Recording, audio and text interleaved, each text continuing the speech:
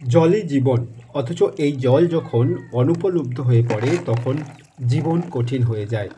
এখনকার পরিস্থিতি বলতে আপনারাই এসেছিলেন সে সময়, আজ 1 বছর আগের কথাই।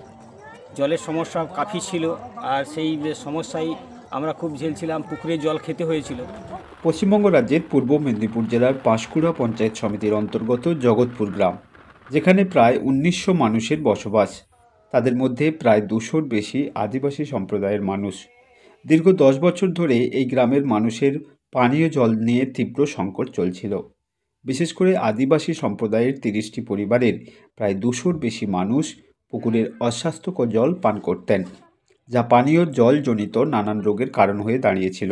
জল না যা পাওয়ার ফলে বলতে কি, জল একদম ওই পুকুরের জল খেতে হতো।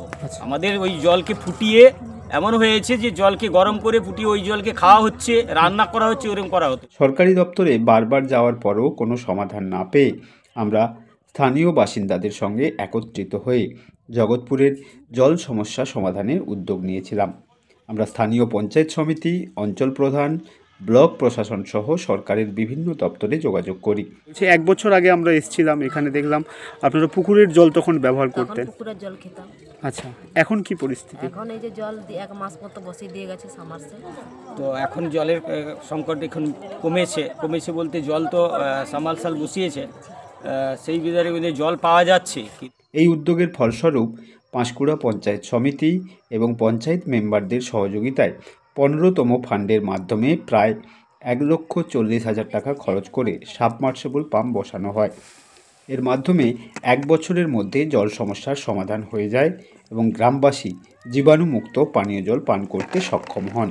এর আগেও এসেছিলেন, তাতেও আমরা খুব আপনাদেরকে আবেদন করে আপনাদের দুয়ারে আজকে জলটা পেয়েছি, খুব খুশি হয়েছি আমরা। তবু জলটা পাচ্ছি, পুকুরের জল অতটা খেতে হয় না, কিন্তু সেখানে গিয়ে নিয়ে আসতে হচ্ছে সাবমার্সিবলের কাছে গিয়ে। মিটেছে? আমাদের জলের সমস্যাটা এখন চলে গেছে। সারাদিনে কিভাবে জল পান আপনারা? সকালবেলায় যাই, জল নিয়ে চলে এসি। আচ্ছা, আর তিতে করে। আর আর একবেলায় যাই, জল নিয়ে চলে এসি। আচ্ছা। জলের সমস্যাটা মোটামুটি এখন চলে গেছে। কতদিন হলো সমস্যাটা মিটেছে? 1 মাস মতো। এখন জল পাচ্ছি। জল পাচ্ছেন? কল বসিয়ে দিয়েছে? হ্যাঁ, কারা বসিয়ে দিয়েছে? ওই সরকার থেকে। সরকার থেকে। পুকুরের জল আর খেতে হচ্ছে নাকি? না না, তাহলে এখন কি জল খান? এখন কলের জল। কলের জল? কতবার পরে জল? 2 বার, সকালে আর বৈকালে। সকালে আর বিকালে। জলের চাহিদা পূরণ হয় তো আপনাদের? হ্যাঁ হ্যাঁ। পূরণ হয়ে যায়। বলছি দিদি, আপনার এলাকায় জগৎবল্লভপুর, এবং গত 1 বছর আগে আমরা খবর করেছিলাম যে ওখানে 30টি আদিবাসী পরিবার সহ প্রচুর মানুষ তারা পুকুরের জল পান করছে। তো গত মাসেই দেখলাম সেই সমস্যার সমাধান হয়েছে। এই সমস্যার সমাধান প্রশাসনিকগতভাবে বা আপনি যেহেতু এখানকার পঞ্চায়েত আপনারা করেছেন, তো সম্পূর্ণ প্রক্রিয়াটা যদি বলেন কীভাবে করেছেন? 15 বছর ধরে একটাই কথা যে দাঁড়ানো পঞ্চায়েতে এসার পরে একটাই হচ্ছে যে জলের সমস্যা। আমার ওখানে বাগানপাড়ায় আদিবাসী পাড়া মানুষ সব আছে, তারা জলের সমস্যা খুবই ছিল। তাই তাদের এখন জলটা দিতে পেরেছি, এটা হচ্ছে তাদের পাশে, মানুষের পাশে দাঁড়াতে পেরেছি। কিংবা ভবিষ্যতে এটা যাতে পারি আরও মানুষের পাশে দাঁড়াতে। কিংবা আমাদের স্কুলের সামনে কৃষ্ণগঞ্জ স্কুলেও জল ছিল না, ভীষণই অসুবিধা ছিল। আচ্ছা, স্কুলেও একটা সাবমার্সিবল বসাতে পেরেছি, মানুষের পাশে থেকে এটা করে দিতে পারি।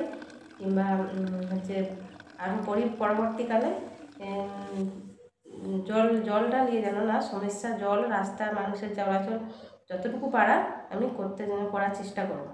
জলটা সাবমার্সিবল এসে গেছে, বসে গেছে, তাই আপনাদেরকে অশেষ ধন্যবাদ। আপনাদের দুয়ারাই হয়েছে, আমরা আজ খুশি হয়েছি।